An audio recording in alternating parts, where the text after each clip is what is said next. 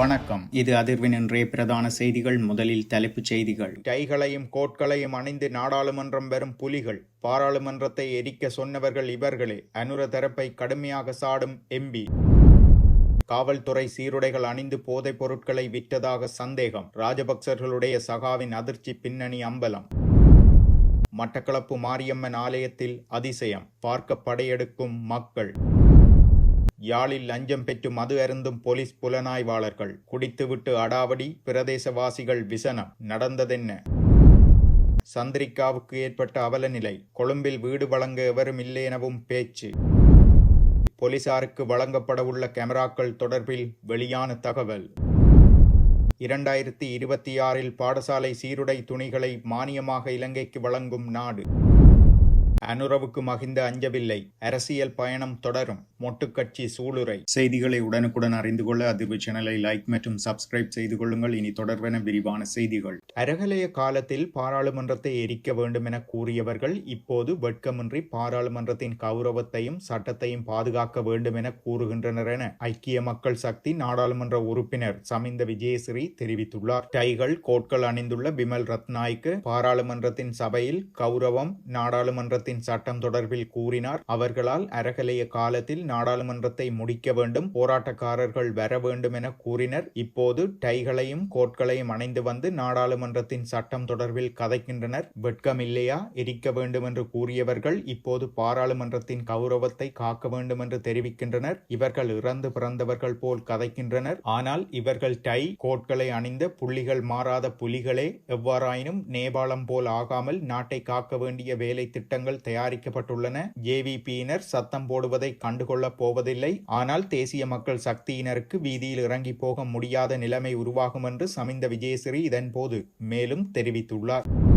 ஸ்ரீலங்கா பொதுஜன பெரமுனவின் முன்னாள் பிரதேச சபை உறுப்பினர் சம்பத் மெனம்பேரியே, கெகல்பத்ர பத்மே மற்றும் பெக்கோசமன் ஆகியோரின் போதைப் பொருட்களை நாடு முழுவதிலும் விநியோகித்துள்ளதாக கண்டறியப்பட்டுள்ளது. போதைப் பொருள் கடத்தப்பட்ட ஒவ்வொரு முறையும் சம்பத் மெனம்பேரிக்கு ரூபாய் 6 தொடக்கம் 7 லட்சம் வரை வழங்கப்பட்டதாக விசாரணையின் போது பெக்கோசமன் தெரிவித்ததாக சிரேஷ்ட அதிகாரியொருவர் தெரிவித்துள்ளார். முன்னாள் காவல்துறை அதிகாரியான சம்பத் மெனம்பேரி காவல்துறை சீருடைகள் மற்றும் காவல்துறை சின்னம் கொண்ட அங்கிகள் வைத்திருந்தது கண்டுபிடிக்கப்பட்டதால் அந்த ஆடைகளை அணிந்து கொண்டு அவர் போதைப் பொருட்களை விநியோகித்ததாக காவல்துறையினர் சந்தேகம் வெளியிட்டுள்ளனர். அத்துடன் மித்தேனியாவில் புதைக்கப்பட்டிருந்த வெள்ளை நிற பொருட்கள் அடங்கிய 2 கொள்கலன்களும் ஜனவரி 27 கொழும்பு துறைமுகத்திலிருந்து மித்தேனியாவுக்கு கொண்டு வரப்பட்டதாகவும் காவல்துறை கூறியுள்ளது. மித்தேனியாவில் கொள்கலன் போக்குவரத்து வாகனத்திலிருந்து 2 கொள்கலன்களும் இறக்கப்பட்ட போது பியல் மெனம்பேரி மற்றும் சம்பத் மெனம்பேரி ஆகிய 2 சகோதரர்களும் சம்பவ இடத்தில் இருந்ததாகவும் மேற்கு மாகாண வடக்கு குற்றப்பிரிவினருக்கு அது தொடர்புடைய காணொளிகள் கிடைத்துள்ளதாகவும் கூறப்படுகிறது. இதேவேளை 2 கொள்கலன்களில் இருந்த வெள்ளை நிற பொருட்கள் 40 பைகளில் இருந்ததாகவும் அவற்றில் 6 பைகள் ஒரு லொரியில் ஏற்றப்பட்டு எடுத்து செல்லப்பட்டதாகவும் குறித்த 6 பைகளும் நுவரெலியாவுக்கு கொண்டு செல்லப்பட்டதன் பின்னர் அவை நாட்டின் பல பகுதிகளுக்கு கொண்டு போகப்பட்டுள்ளதாகவும் காவல்துறையினர் தெரிவிக்கின்றனர்.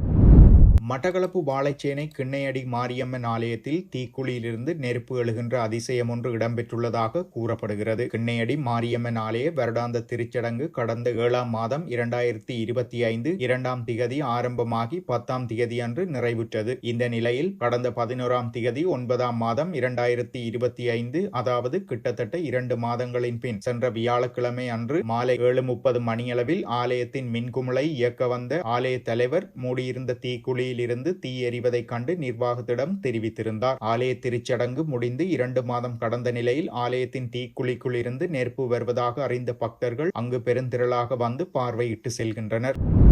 யாழ்ப்பாணம் பலாலி போலீஸ் நிலையத்தில் கடமை புரியும் 2 போலீஸ் புலனாய்வாளர்கள் சுன்னாகம் போலீஸ் பிரிவுக்குட்பட்ட ஈவினை பகுதிக்கு லஞ்சம் பெறுவதுடன் குடித்துவிட்டு அடாவடியாக செயற்படுவதாக பிரதேசவாசிகள் விசனம் வெளியிட்டுள்ளனர். குறித்த போலீஸ் புலனாய்வாளர்கள் தொடர்பில் பிரதேசவாசிகள் மேலும் கூறுகையில், BCN 6978 என்ற மோட்டார் சைக்கிளில் பலாலி போலீஸ் நிலையத்தில் கடமை புரியும் போலீஸ் புலனாய்வாளர்கள் 2 தினமும் எமது ஊருக்கு வருகின்றனர். இதன்போது வீதியில் செல்பவர்களையும் பத்திரிகை வாசித்துக் கொண்டிருப்பவர்களையும் கைது செய்து சட்டவிரோத மதுபான வழக்கு தாக்கல் செய்கின்றனர். எமது ஊரில் மரத்துக்கு கீழிருந்து குறித்த 2 போலீஸ் புலனாய்வாளர்களும் மதுபானம் அருந்திவிட்டு மது போதையில் வீதியில் சென்று இவ்வாறு அட்டகாசம் புரிகின்றனர். கடந்த சில தினங்களுக்கு முன்னர் தோட்டத்தில் நின்ற இளைஞன் ஒருவரை அவர்கள் கைது செய்து அழைத்து செல்ல முயற்சித்த வேளை இளைஞனின் உறவினர்கள் போலீசாருடன் முரண்பட்டதை அடுத்து இளைஞர்கள் தலைக்கவசம் அணியவில்லை என விடயத்தை மாற்றி கூறினர். சிவில் உடையில் வேறு போலீஸ் பிரிவுக்கு வந்த போலீஸ் புலனாய்வாளர்கள் தலைக்கவசம் இல்லாததற்கு எப்படி கைது செய்ய முடியும் என முரண்பட்ட போது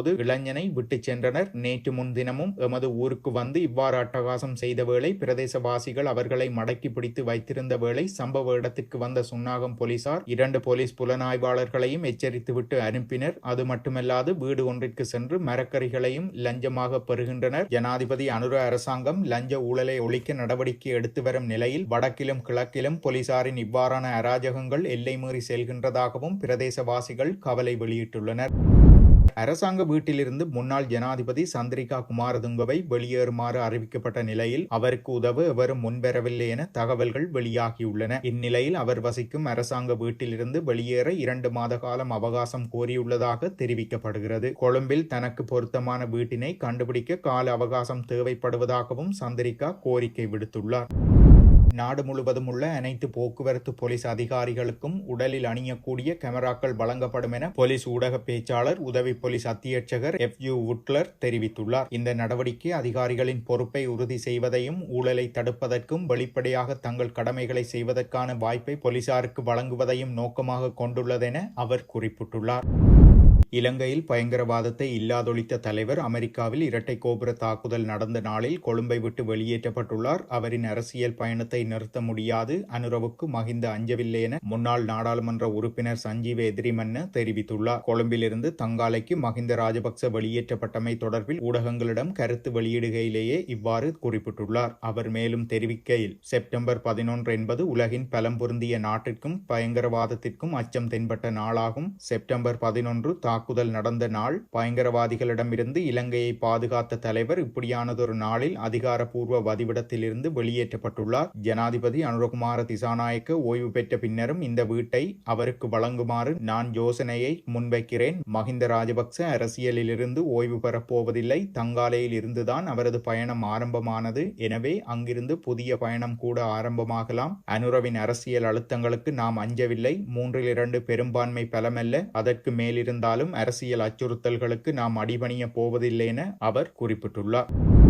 2026 ஆண்டுக்கான பாடசாலை சீருடை துணிகளை மானியமாக வழங்க சீன அரசாங்கம் ஒப்புக்கொண்டுள்ளது. அதன்படி அரச மற்றும் அரச அனுசரணை பெற்ற பாடசாலைகளை சேர்ந்த 44,18,404 மாணவர்களுக்கு 2026 ஆண்டுக்கான சீருடைகளை வழங்குவதற்கான ஒப்பந்த சான்றிதழ்களை பரிமாறிக்கொள்ளும் அதிகாரப்பூர்வ விழா நேற்று முன்தினம் கல்வி அமைச்சில் இடம்பெற்றிருந்தமை குறிப்பிடத்தக்கது. இத்துடன் செய்திகள் நிறைவடைகின்றன. மறக்காமல் அதிர்வு சேனலை லைக் மற்றும் சப்ஸ்கிரைப் செய்து கொள்ளுங்கள்.